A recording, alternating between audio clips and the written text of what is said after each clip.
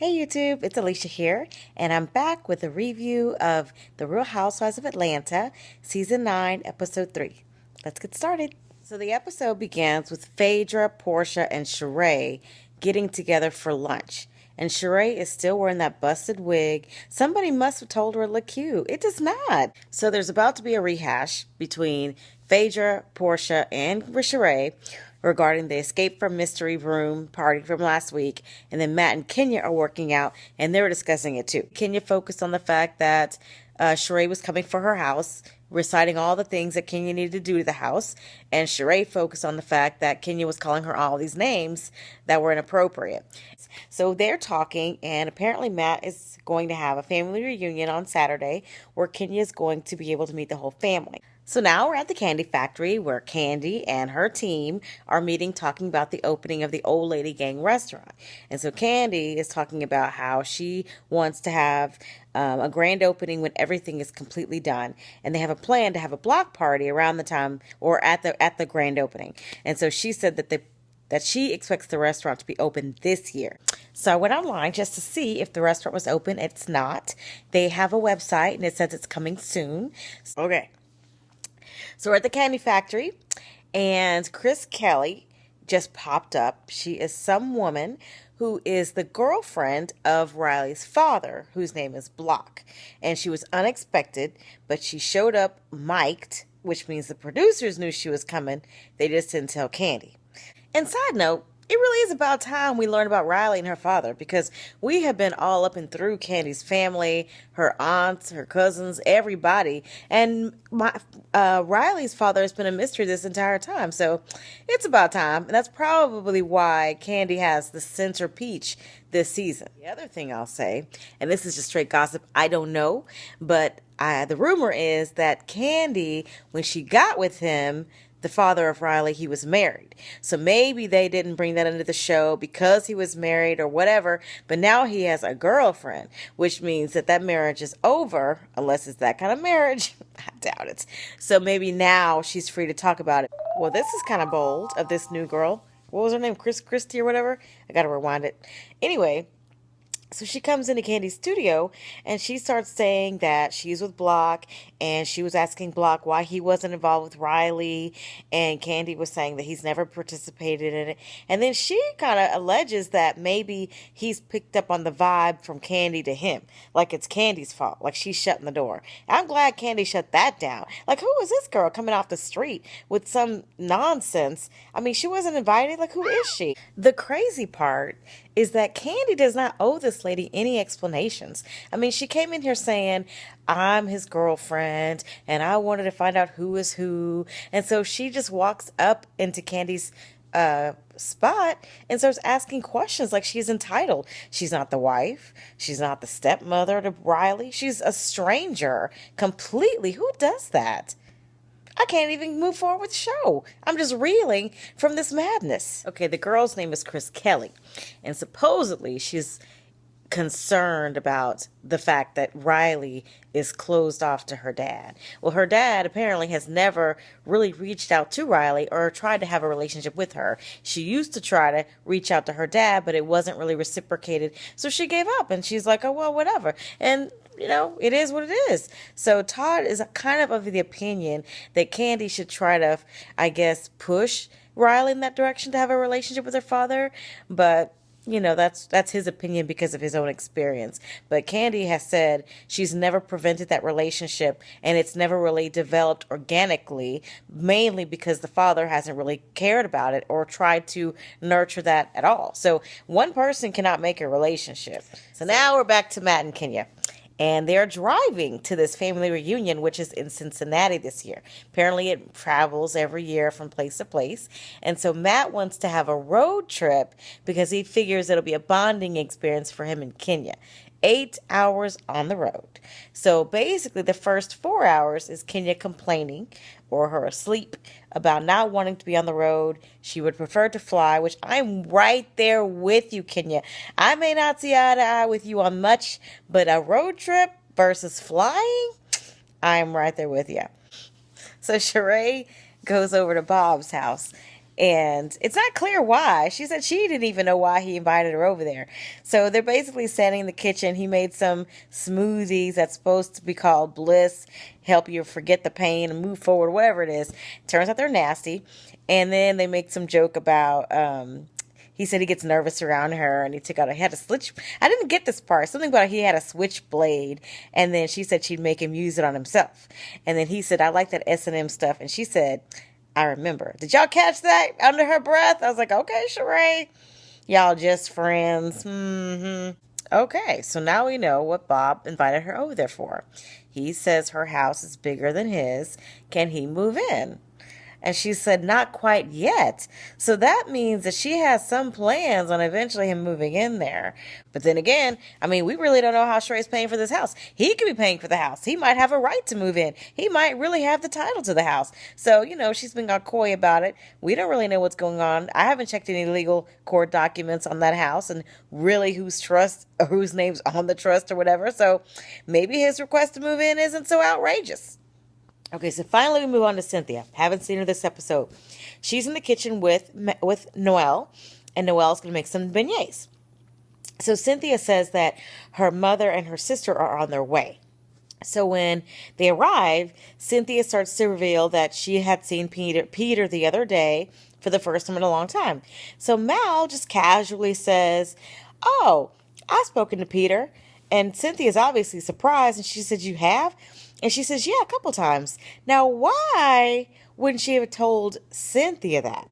Now, that's garbage. So Peter supposedly called Mal and said, I miss my wife. Now, we all saw that Mal and her mother conspired to try to keep the marriage from happening by considering hiding the marriage certificate. So did Mal not say anything to Cynthia because she secretly wanted them to get a divorce? I mean, Peter reached out to Mal, which is really bizarre, and not even to his own wife. But for her to withhold that kind of information is really strange. And she's trying to respect his privacy, but not telling her sister. I don't understand, y'all. I don't get it. So Porsha's back on her baby making kick. She's ready to have a baby. She feels she's at a particular age where it's time. And she's recently reconnected with an old boyfriend that already has a couple kids. I think 2, one's 14, one's 16. So she thinks he's a good dad and would be a good candidate to be a father to her child. She's also looking for some sort of baby nup where they'd have some sort of agreement in place to where he couldn't just snatch the child if they got into a fight. Phaedra and Porsha meet up to talk about it. They went to some park to work out. And so Phaedra says, no, not today. Portia's not going to be a baby mama on my watch. So Kenya and Matt meet up with Matt's family for lunch. And apparently, Matt's sister is super close to him and very protective, and she is really giving it to Kenya. You could tell she's not starstruck, she's not impressed, she may not even like Kenya. So she's asking her all the questions about, the age difference and what are her intentions toward. Well, I think the mother asked what are her intentions towards her son. Kenya didn't really answer. But it's clear the sister's very protective. So Porsha has decided that her ex-boyfriend that she's reconnected with, they're just friends. She's decided he's the person she wants to be the father of her child. So they meet up at some gym, and she lays it on him. She just puts it out there. I'm at a point in my life. I'm ready to have a family, not necessarily a husband. I think you'd be a good candidate.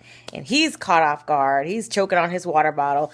But to his credit, he flat out says, no, I can't do it. I was impressed. Like, good. I'm glad he didn't beat around the bush because she's asking a lot. She basically wants to be with the baby and she wants to co-parent. He lives in D.C., so he would never even see that child. So there's a catch. He's saying he wants her to be happy, not just because she's a child, but because she's a family. So actually, he's kind of saying he wants to be in that role with her, like as a husband, like he wants to be part of that family. So that was unexpected, and she's not sure, so she has to think about that. We're back to Kenya, and she's at the family reunion, and Matt's sister Allison has pulled Kenya to the side, and she's straight up telling Kenya, I'm skeptical. I don't know what your intentions are towards my brother. And it turns out that's her baby brother. So she's very protective. And Kenya basically is saying she's just trying to get to know Matt. She wants to make sure that he can handle her and making sure he's suitable. And she's asking the sister to leave the door open and give her a chance. Now, I kind of feel like they missed an opportunity here because, Kenya really played up the whole domestic violence thing, being afraid of Matt and saying that was her protector, and then he turned on her or whatever. So it makes me wonder, did she just throw that card out there to justify breaking up with him, or is she really afraid of him? Because domestic violence is real. It's a real issue. And for her to, and people do it every day. They go right back to their abuser, and, unfortunately, sometimes it ends up fatal. But I really wish they might have pursued that and really addressed it. Like, no one at all addressed the fact that the reason why they broke up was not because Kenya was just being flaky. It was because supposedly he really scared her and kicked her door in. No one talked about that. Nobody said, look, Matt, yes, he's a hot temper. He needs to get some help for that, but he's a really good guy. He's never hurt anybody. We all have hot tempers. No one even talked about that. And I think that should have been addressed, because if that's a true character trait of his, that he flies off the handle or whatever, they do need to work on that. And that's a real part of a relationship when you're trying to heal and move past something. So that's just my 2 cents on that. What did y'all think? Question. Why do y'all think Block all of a sudden decided to be a part of the show? Now, I already said earlier on this review my speculation on the fact that he's probably divorced and it's okay now. But I wonder, do they need money? There are not official cast members, but they're actually, I'm watching this show and I see they have a scene dedicated to Block and Kelly now. It is just them in the studio with some artists. They're actually getting real airtime. They're not being treated like a friend of or something like that. What do y'all think? What do y'all's, because it's out of the blue. She just told Candy and Sheree met up to work out and then just kind of talk about their respective relationships. And so Candy has just said to Sheree, yes, you've been knowing me 8 years. You've never heard me speak of Block. You didn't know his name. He never came around. And then all of a sudden he's popped up. There's a lot of stuff going on here. Did y'all notice that? Did y'all see that connection between Block and Candy as this girl? So I don't know. It's kind of bizarre. So let's just keep watching and seeing what is really going on here. So I should have kept watching. So Lena is actually the fiance of a recording artist of Block's. And for some reason, I don't know her name. I think it's Christy Kelly. I'm sorry I'm getting the girl's name wrong. But Block's girlfriend is telling them all that she just saw Candy the other day and that they're shutting Block out. Where is this narrative coming from? Why is he coming through like the victim? You know what I mean? He's the grown man who has the child. The show ends with Candy telling Sheree pretty much the backstory about her and Block. How when she got pregnant or found out she was pregnant, Block said he wasn't going to have anything to do with the baby and pretty much didn't. And that's how their relationship has been.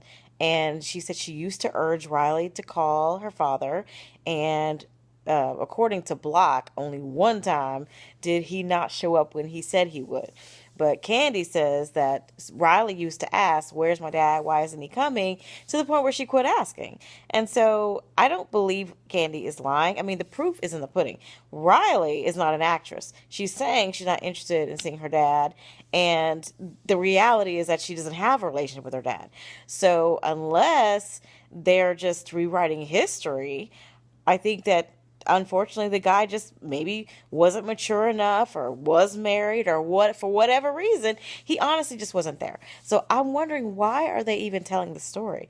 Is he trying to tell a different version of events? It isn't like Candy was out here slandering him to where he needs to clean up his name or anything. So it's just very bizarre. I'm very curious to know, why do we need to know about Block now? Was it that Candy needed a storyline? Because everyone was saying that if it was going to be about her and Ace and Todd, it was going to be a boring season. So even the restaurant's boring to me. So I don't know. Maybe she came up with this to have a storyline. I really don't know. But Riley is 13? It's pretty much over by now. But anyway, it's never too late to have a relationship with your father. I'm not saying that. I'm just very curious. So anyway, y'all, that is how the show ended.